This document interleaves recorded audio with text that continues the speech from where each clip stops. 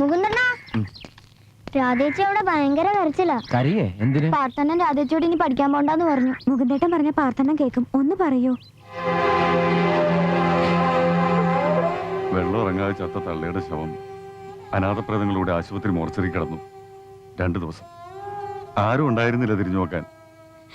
ഇവക്കന്ന് 5 വയസ്സാ. വിശന്നും കരഞ്ഞ് തളർന്ന് ഇവളെയും തോളിലിട്ട് അറവുമാടുകളെ വാങ്ങാൻ ഇങ്ങോട്ട് വരുന്ന തമിഴൻ ലോറി ഡ്രൈവറുടെ കാല് പിടിച്ചിട്ടാ ശവം നാട്ടിലെത്തിച്ചത്. ആരോ പറഞ്ഞറിഞ്ഞ് തന്തേന്ന് പറയുന്ന മനുഷ്യൻ വന്നു. 2 മാസം കഴിഞ്ഞ്. അന്ന് തൊട്ട് ഇന്ന് വരെ ഇവളുടെ ഒരു കാര്യത്തിനും ഞാൻ മുടക്കം വരുത്തിയിട്ടില്ല. കഴിഞ്ഞ കാര്യങ്ങളും വാശിയും പിണക്കൊക്കെ നമുക്ക് മറക്കാം.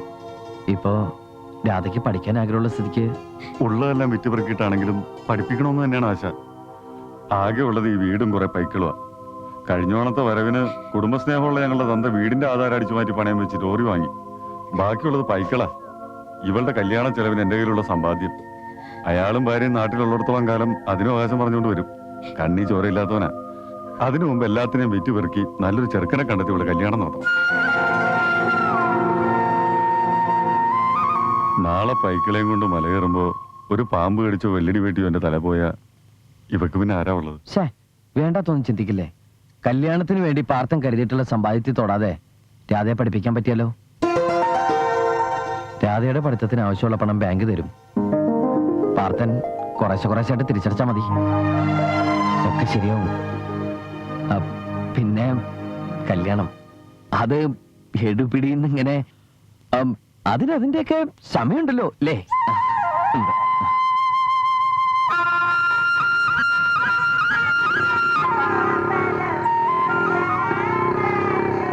സാറേ, ഞാൻ സാറിനെ കാണാൻ 1-2 തവണ ബാങ്കിൽ വന്നിരുന്നു. എന്താ വിശേഷിച്ച്? എനിക്ക് സാറിനോട് നന്ദി പറയണമെന്ന് തോന്നി. എന്റെ മോൻ എന്നെ വീട്ടിൽ നിന്ന് അടിച്ചിറക്കിയപ്പോ ഒന്ന് തടയാൻ ശ്രമിക്കുകയെങ്കിലും ചെയ്തത് സാറാ. നിങ്ങൾ മര്യാദയ്ക്ക് വന്നിരുന്നെങ്കിൽ ആരെങ്കിലും ഇറക്കി വിടുമായിരുന്നോ? വിവാഹപ്രായം എത്തിയ ഒരു പെൺകുട്ടിയുള്ള നിങ്ങള് കുറച്ചും കൂടി ഉത്തരവാദിത്തം കാണിക്കണ്ടേ? എനിക്ക് ആ വിചാരമില്ലെന്ന് സാറിന് തോന്നുന്നുണ്ടോ? അവരുടെ അമ്മ മരിക്കുന്നതിന് മുമ്പോ മരിച്ചതിന് ശേഷവും ഇങ്ങനെ ഒരു തോന്നലുണ്ടായിരുന്നെങ്കിൽ ഇതൊന്നും ഉണ്ടാവില്ലായിരുന്നല്ലോ. അവന്റെ അമ്മ മരിച്ചപ്പോ ഞാൻ വന്നില്ല, അത് സത്യ. അന്നെന്റെ സാഹചര്യം അതായിരുന്നു. ഹൈദരാബാദിലേക്ക് ലോഡ് കൊണ്ടുപോയ ലോറി കൊക്കയിലേക്ക് മറിഞ്ഞ് കൂടെ ഉണ്ടായിരുന്ന ഡ്രൈവറും ക്ലീനറും മരിച്ചു. ആയുസിന്റെ ബലം കൊണ്ട് ഞാൻ രക്ഷപ്പെട്ടു. പക്ഷേ 2 മാസം ഞാൻ ആശുപത്രി കിടക്കേണ്ടി വന്നു. തിരിച്ച് നാട്ടിൽ വന്നപ്പോഴാ ഗൗരി മരിച്ച വിവരം അറിയുന്നു. എന്തു വന്നാലും ഞാനിനി ഇവിടുന്ന് പോവില്ല. എന്റെ ഗൗരി അടക്കിയ മണ്ണിൽ എനിക്ക് മരിക്കുന്നതുവരെ ജീവിക്കണം. പക്ഷെ എന്റെ മക്കൾ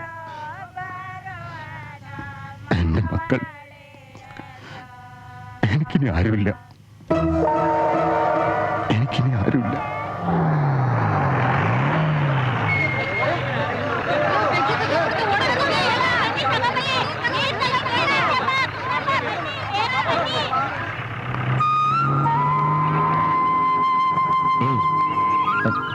ഹലോ, വാ കേറ്.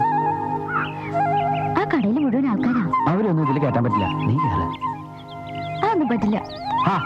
മര്യാദക്ക് കേറണ്ടോ? ഇല്ലേ, നാട്ടുകാരെ വിളിച്ചുകൂട്ടി ഞാൻ അവരുടെ മുമ്പിൽ വെച്ച് കെട്ടിപ്പിടിക്കും. പിന്നെ ഞാൻ എന്താ ചെയ്യണമെന്ന് എനിക്ക് പറയാൻ പറ്റില്ല കേട്ടോ. പിന്നെ കേറില്ലേ? ഉറപ്പാണോ? ഷോക്കടിച്ചോ? ഈ കൈ എന്തിനാ അവിടെ വെക്കണേ? ഇവിടെ വെച്ചൂടെ? എന്ന് തേഞ്ഞു പോവോ? ഇല്ല, കുഴപ്പമൊന്നും ഉണ്ടാക്കൂല. ഞാൻ പരീക്ഷിച്ചതല്ലേ.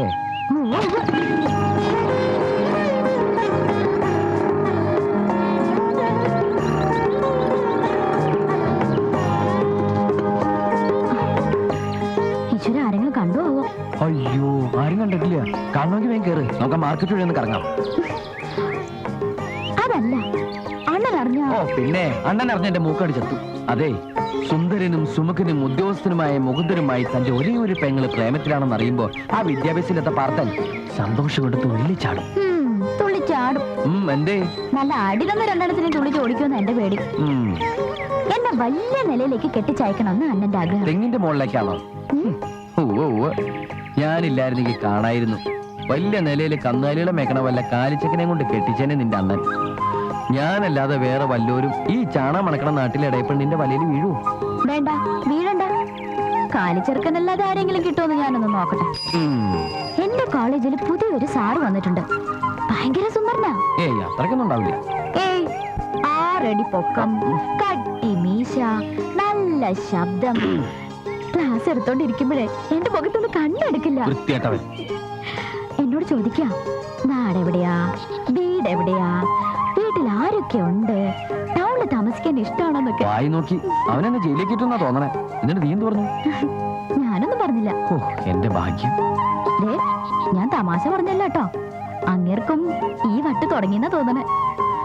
നമ്മുടെ കാര്യം വേഗം അണ്ണനെ അറിയിച്ചില്ലെങ്കിൽ കുഴപ്പാവും. ഞാൻ അമ്മയ്ക്ക് എഴുതിയിട്ടുണ്ട്. നിന്റെ ഒരു ഫോട്ടോ വെച്ചിട്ടുണ്ട്. മറുപടി വന്നിട്ട് വേണം നിന്റെ അണ്ണന്റെ മുമ്പിൽ ഒന്ന് ചോദിക്കാൻ. എടോ മല കയറി പാർത്ത തന്റെ മരം കയറി പെങ്ങൾ എനിക്ക് കെട്ടിച്ചേരുമെന്ന്. അമ്മയ്ക്കെന്നെ ഇഷ്ടാവോ? അമ്മ നിന്റെ ഫോട്ടോ കണ്ട് മറുപടിക്ക് വരെ ഇങ്ങ് പോന്നേക്കൊന്നും എന്റെ പേടി. നമ്മുടെ കാര്യത്തിലൊരു തീരുമാനമായാൽ പിന്നെ അണ്ണനെ പിടിച്ച് കെട്ടിക്കണം. പാവം, എന്റെ കാര്യത്തിലൊരു തീരുമാനമായിട്ട് കല്യാണം കഴിക്കുന്ന വാശി പിടിച്ചിരിക്കാം. കൃഷ്ണഗിരിയിലെ ഗംഗാവ അവര് കാത്തിരിക്കാം. ദൈവമേ, ഈ മുരടിനോടും പ്രേമോ? വെറുതെ അല്ല പ്രേമത്തിന് കണ്ണില്ല എന്ന് പറയണേ. അല്ല, ഈ ഗംഗവ കാണാനെങ്ങനെ? സുന്ദരിയാ? നല്ല ഡാൻസുകാരിയാ. ഹള്ളിയിലെ കോവിലിലെ കൃഷ്ണലീലയ്ക്ക് വരും. ആഹാ. അയ്യോ, നേരം കുറയായി. ഞാൻ പോവാ. അണ്ണൻ അന്വേഷിക്കും.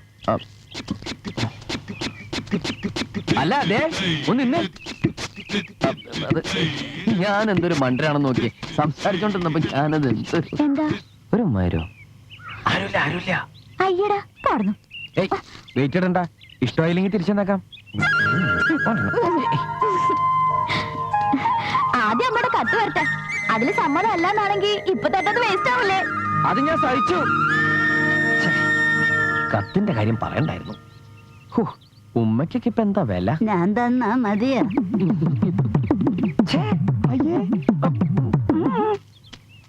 ഇതാണ് ഞാൻ പറയുന്നത്, നിങ്ങൾ ഭാഗ്യവാന്മാരാണെന്ന്. കർമ്മനിരതനും സ്ഥിരോത്സാഹിയുമായ ഒരു ഫീൽഡ് ഓഫീസറെ നിങ്ങൾക്ക് കിട്ടിയതിൽ നിങ്ങൾ ജഗദീശ്വരനോട് നന്ദി പറയുക. പഴയ ലോണുകൾ തിരിച്ചടപ്പിക്കുക, നിങ്ങളിൽ സമ്പാദ്യശീലം വളർത്തുക തുടങ്ങി ബാങ്ക് ഏൽപ്പിച്ച ചുമതലകൾ ഭംഗിയായി നിർവഹിച്ചതിന് ശ്രീ മുകുന്ദനെ ഞാൻ ഹാർദമായി അഭിനന്ദിക്കുന്നു.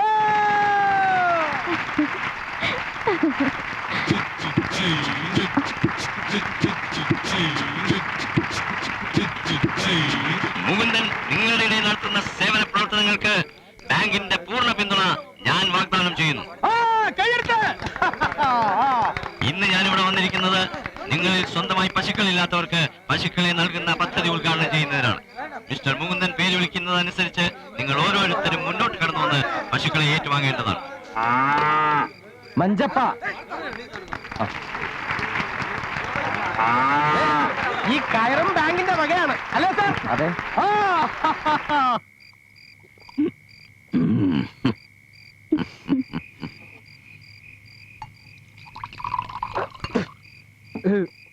എന്നിട്ട് എന്റെ സാറേ പിന്നീട് ഉണ്ടായതൊന്നും പറയണ്ട.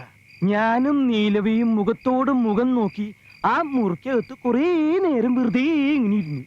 അന്ന് ഇങ്ങനെ കല്യാണം കഴിക്കേണ്ടി വരുമെന്ന് ഓർത്തില്ലല്ലോ.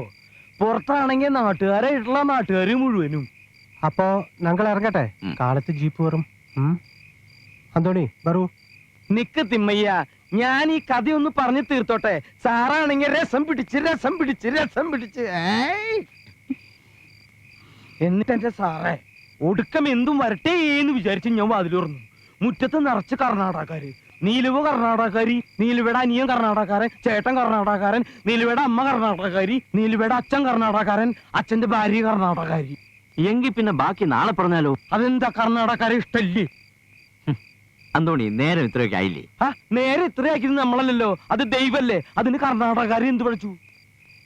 ഞാൻ ബാക്കി കൂടി പറയാം. ഇനി ഭയങ്കര രസ. വരൂ അന്തോണി വരൂ. ആ ഗ്ലാസ്സും ഉണ്ടാ?